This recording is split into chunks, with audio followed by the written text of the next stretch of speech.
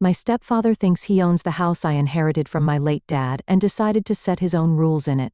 So, I kicked him and his kids out, but my mom left with them. Now they are demanding to share my property. I'm Selena, a 21-year-old college student, and I live in our beautiful family estate. Well, technically my estate now. My father left it to me when he passed away 3 years ago from a sudden cardiac arrest. I was only 18 then, just starting college, when we got that devastating call. 1 minute dad was fine, the next he was gone. It still hurts to think about it. The house is gorgeous. It's the kind of place that makes people stop and stare when they drive by. 2 stories of elegant architecture, perfectly manicured lawns, and a kitchen that would make any chef jealous. I live here with my mom, who's 48. Dad made sure she'd be taken care of too, leaving her a monthly allowance of $3,000 for life. She surprised me with how calmly she accepted everything. No arguments, no complaints about me getting the house. She just smiled and said Dad knew what he was doing. That's one of the things I've always loved about my mom. Her ability to handle difficult situations with grace. We settled into a comfortable routine after Dad's passing. Mom and I became even closer, if that was possible. She'd cook my favorite breakfast every morning. We'd talk about my classes, share stories about our days. Everything was good. Well, at least I thought it was. That's why what happened a few months ago hit me like a ton of bricks. I came home from my afternoon classes to find Mom standing in our foyer with a man I'd never seen before and 2 boys. "Selena, honey," Mom said, her voice unnaturally high.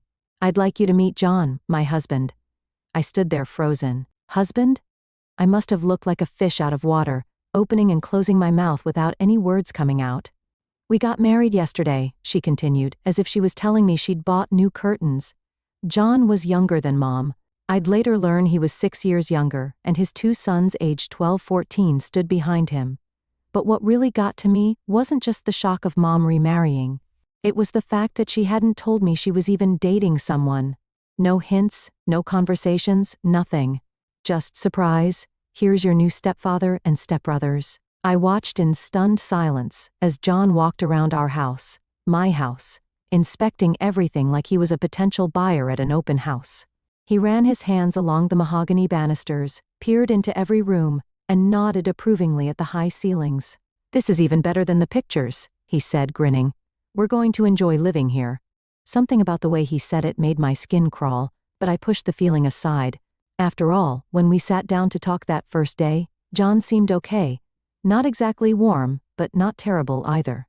He asked about my studies, made a few jokes that weren't completely awful, and managed to keep his sons quiet for at least an hour. This could work. I remember thinking to myself, maybe we could actually get along. That illusion of potential harmony lasted exactly 2 days. Then all hell broke loose. "Give it back, it's my turn." "Jake," the 12-year-old screamed at the top of his lungs. "No way, I just started." His 14-year-old brother, Mike, shouted back. And there they went again, wrestling over my laptop like it was the last piece of technology on Earth. This wasn't an isolated incident. It was my new daily reality. These boys fought over everything. The TV remote, the last cookie, who got to sit in which chair, even who got to use the bathroom first in the morning. One particularly memorable afternoon, I was trying to study for a crucial law exam. The chapter on constitutional rights required complete concentration, and I had just gotten into a good rhythm when crash. The door to my room flew open, and in tumbled Jake and Mike, a tangled mess of flying fists and accusations. "Get out!" I yelled, jumping up from my desk. "This is my room." "He took the controller when I was winning," Jake whined. "You weren't even playing right," Mike shot back. They continued their brawl, knocking over my carefully organized study materials. My constitutional law textbook hit the floor with a thud, pages bending under its own weight. "Dad," I heard Mike yell, "Jake's cheating again." John sauntered up to my doorway, leaning against the frame with that infuriating smirk of his. "Come on, Selena, they're just figuring things out." This is how young men learn to handle conflict. By destroying my room and interrupting my studies? I asked incredulously. Mom appeared behind him, placing a hand on his shoulder. "John's right, honey. The boys are just being boys. They need to learn to work out their differences." I couldn't believe what I was hearing. Every day, it was the same thing. Constant fighting, screaming, things getting broken. And apparently, this was all perfectly fine with their father, and increasingly with my mother, but John wasn't done making changes. One evening, he gathered everyone in the living room for what he called a family meeting. He stood in the center of the room, hands on his hips, surveying the space like a general planning a battle. "This house needs some serious work," he announced. "Everything's too feminine. We need to renovate. New furniture, new color scheme, the works." I sat up straighter. "Excuse me? Look at all this," he gestured around. "The floral patterns, the pastel colors, it's like living in a dollhouse. We need something more masculine, more befitting a proper family home." "This is my house," I said firmly, feeling my blood pressure rise. "Dad left it to me, not to Mom, and definitely not to you. I'll decide if anything needs to be changed." John's face darkened. "Listen, Selena, ownership is just a technicality. What matters is who lives here and who's the head of the family, and is the man of the house." I stood up from the couch. "Let me make something very clear. You don't command anything in this house. You live here because you're my mother's husband, and your sons are here only because I allow it." The change in John's face was instant, like a mask dropping away. His eyes narrowed, and that fake pleasant smile disappeared completely. In 3 quick strides, he was standing right in front of me, using his height to try to intimidate me. "Listen here, you spoiled little princess," he snarled, his voice dropping to a dangerous growl. "I won't have some college kid telling me what I can and can't do in my own home." "It's not your home," I repeated, standing my ground even as my heart raced. "And it never will be." What happened next seemed to unfold in slow motion. John's face turned an alarming shade of red, and he raised his hand, taking a swing toward me. The movement was so sudden that Mom gasped from across the room, but I didn't flinch. Instead, I pulled my phone from my pocket and held it up, my finger hovering over the emergency call button. "Go ahead," I said, my voice ice cold. "Give me a reason to call the police. I'm sure they'd be very interested in hearing about a man threatening his stepdaughter in her own home." The threat worked like a bucket of cold water. John's hand dropped immediately, and without another word, he turned and stormed up the stairs, leaving Mom and me alone in the living room. "Selena, honey." Mom rushed forward, her voice trembling. "There's no need for things to get so heated. John is just trying to adjust to our family dynamic. He needs time to get used to everything." I couldn't believe what I was hearing. Was she seriously defending him after what just happened? "He needs to feel like a real man," Mom continued, wringing her hands. "Like the head of the house. You know how important that is for men, sweetie. Please try to understand." I looked at my mother's pleading face, trying to recognize the strong, sensible woman who had raised me. The whole situation was surreal. My mother, who had always been so level-headed, was now standing here making excuses for a man who had just tried to hit me. Something inside me snapped. I was done trying to be diplomatic. "You want to know what I think?" I raised my voice deliberately, making sure my words would carry upstairs. "When he earns enough money to buy his own house, he can make whatever rules he wants there.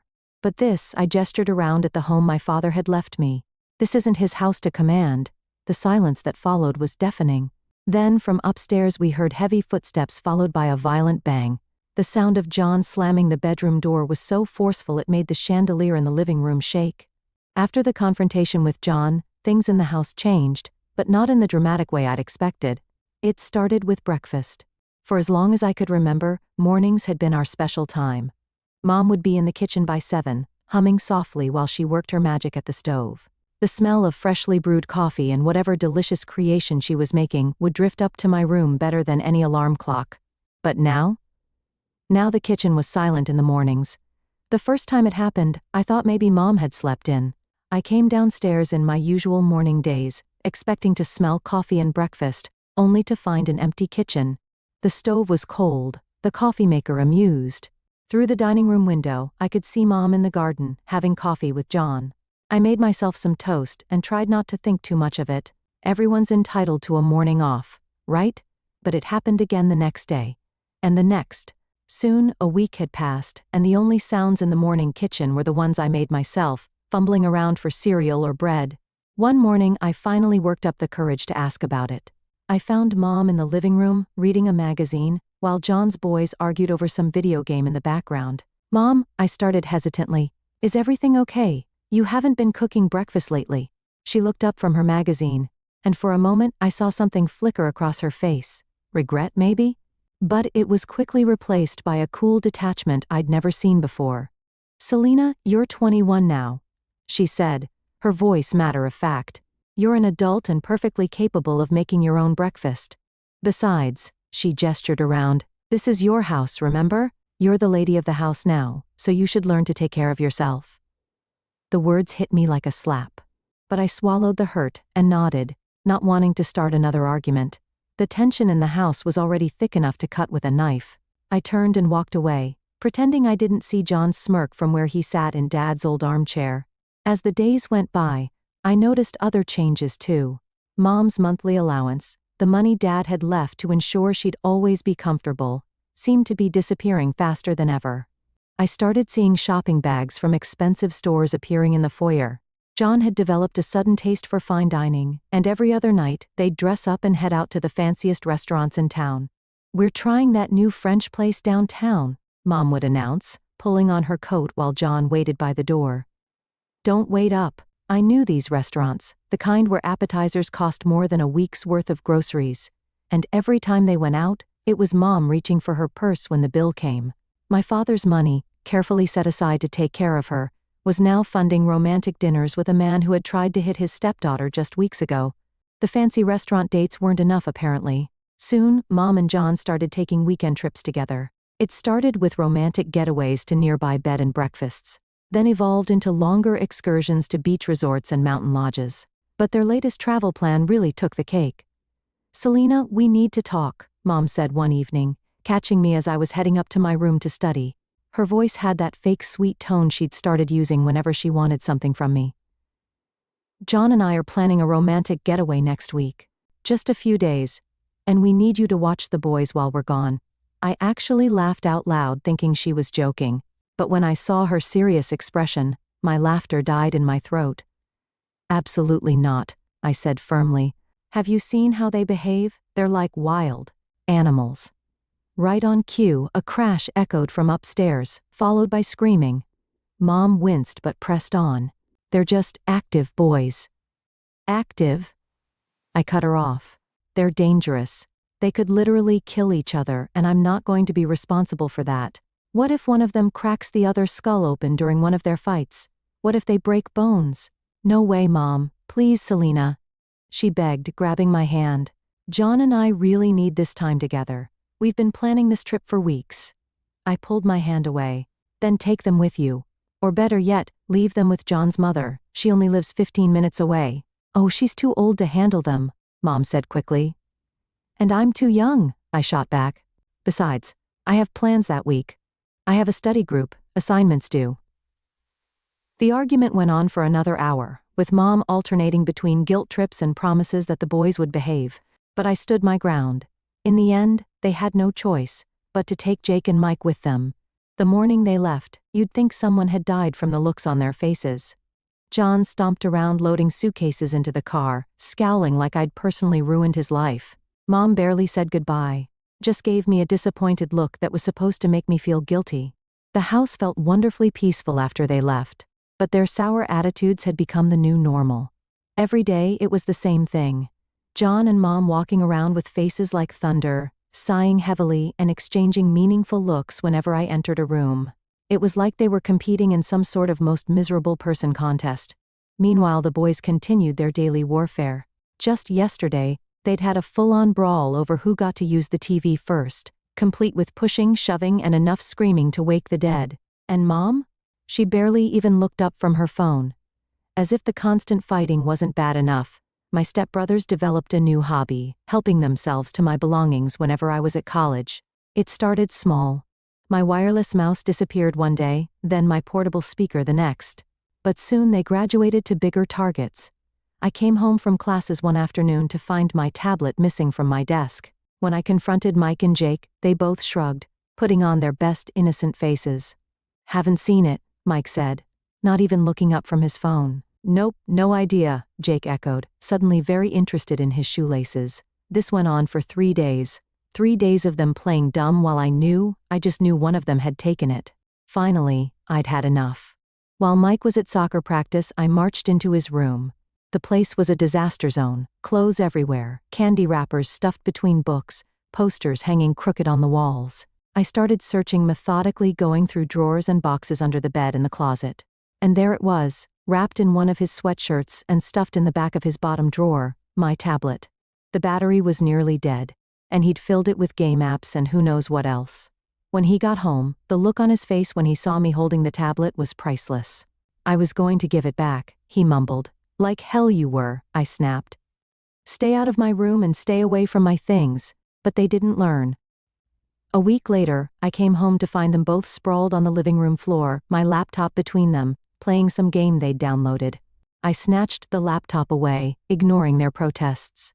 If I catch either of you touching my things again? Then came the final straw.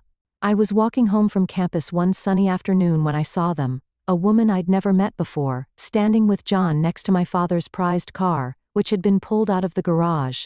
The car he'd loved so much, the one he'd spent weekends washing and waxing, teaching me about engines and oil changes and proper maintenance.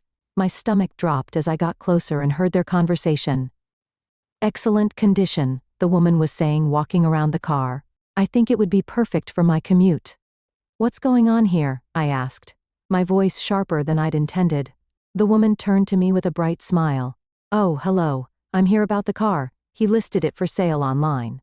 I felt like someone had dumped ice water down my back. This car isn't for sale, I said firmly. It belonged to my father. John's face twisted into an ugly sneer. You should be thanking me, he spat. I actually found someone willing to buy this piece of junk. It's a woman's car anyway, no self-respecting man would be caught dead driving it. I stood there frozen as he continued his rant. Your father, he practically spat the word, clearly didn't know anything about cars. Driving around in this thing like some sort of... He waved his hand dismissively. No wonder he acted like a woman. A real man would have bought a proper car. I turned to the woman who was still hovering uncertainly near the car. I'm sorry, but you've been misled. This car is not for sale. It never was and it never will be. My voice was calm but firm. I suggest you look elsewhere. She glanced between John and me, clearly sensing the tension, then nodded and hurried away. I didn't wait to watch her leave. Instead, I got into my father's car, backed it carefully into the garage and locked the door. Then I turned to John, who was practically vibrating with rage. Give me the garage keys, now. My voice was steel. And don't ever go near my father's car again. His face contorted with fury as he yanked the keys from his pocket and threw them at my feet. They clattered against the driveway as he stormed off, cursing under his breath. That evening, Mom cornered me in the kitchen. How dare you speak to John that way, she hissed. Do you have any idea what kind of problems you're making for yourself? I slammed my glass down on the counter. Problems? You want to talk about problems? How about him trying to sell Dad's car behind my back? How about him insulting Dad's memory? He was just trying to help. That car is just sitting there. That car, I cut her off, is mine. Just like this house is mine. And I've had enough. John and his sons need to leave. I'm done with the fighting, the stealing, the disrespect. I'm done with all of it. Mom's voice rose to a shriek. You're kicking us out? Your own mother? No, Mom, not you. I took a deep breath. You can stay. You're my mother, and this was your home too. But John and the boys need to go. She stared at me like she didn't recognize me. Then her face hardened. If they go, I go. The words hit like physical blows, but I stood my ground. That's your choice. They were gone by the next afternoon. I watched from my window as they loaded boxes and suitcases into their cars. Mom didn't even say goodbye. After they left, I sat in Dad's study surrounded by his books and photos, trying to process everything that had happened. But one thought kept nagging at me. This wasn't over. John wasn't the type to walk away quietly. I needed help. Professional help. The next morning I called Dad's old friend and lawyer, James Wilson. He'd handled Dad's will and had always told me to contact him if I ever needed anything. This is serious, Selena, he said after I explained everything. Your mother has no legal claim to the property. Your father's will was very clear about that. But if she decides to file a lawsuit, she wouldn't. I started, but then stopped. These days I wasn't sure what Mom would do. Legal battles are expensive, James continued. Even if we win, and we would win, you'd spend a lot of money and time fighting this in court. Not to mention the emotional toll. He leaned back in his chair. My advice? Try to resolve this before it gets to that point. James's prediction proved right sooner than I expected. 2 days after our meeting, my phone rang. Mom's name flashed on the screen. I'm filing a lawsuit, she said without preamble, for division of property. You can't just throw us out on the street. I contacted James immediately after hanging up. Let's try mediation, he suggested. Get everyone in a room with a neutral third party. It'll be cheaper and faster than court. The mediation was set for the following week. I arrived early with James, watching his mom walked in with her lawyer and John. Of course, he couldn't stay away. James took control of the meeting immediately. Let's be clear about what we're dealing with here. He began spreading out documents on the conference table. Mr. Parker's will was ironclad. He had it drawn up by one of the best estate lawyers in the state, me. He walked them through the legal details, his voice calm but authoritative. The house, the car, everything was left to Selena. Mrs. Parker, you received a generous monthly allowance, which you're still getting. There's nothing here to dispute. Mom's lawyer shifted uncomfortably in his chair as James continued. A lawsuit would be expensive, very expensive. Selena has the resources to fight this as long as necessary. Do you? He looked directly at my mother. Are you prepared to drain your savings, possibly go into debt for a case you can't win? John jumped up. Of course she wants to continue. We're not going to let some spoiled brat. Mr. Stevens, James cut him off sharply. You're not a party to this discussion. I'm asking Mrs. Parker. In fact, I think it would be better if you waited outside. John's face turned that familiar shade of red. He stormed out, slamming the door so hard the blinds rattled. In the silence that followed, I watched my mother. She looked smaller somehow, older. The fight seemed to drain out of her. The monthly allowance continues for life, James reminded her gently. That's $3,000 every month guaranteed, but legal fees could eat that up for years to come. Is that what you want? Mom looked down at her hands, then at her lawyer, who gave a slight shake of his head. No, she said finally, her voice barely above a whisper. No, I don't want that. The paperwork was ready, a document acknowledging the terms of the will and waiving any future claims. Mom signed it without looking at me. Before she left, I handed her an envelope. This should cover 6 months of rent, I said, to help you get settled. She took it without a word. That was 3 months ago. The house is quiet now. Actually quiet. Not the tense silence of those last few weeks with John and the boys. I'm still in college, working toward my law degree. Dad's car sits in the garage, polished and maintained just the way he liked it. I worry about Mom sometimes. I know she still has her allowance, and if she's careful with it, she'll be comfortable. But I also know John's taste for expensive restaurants hasn't changed, and I've heard through mutual friends about their weekend trips and shopping sprees. That's her choice, though. We all make our own decisions and live with the consequences.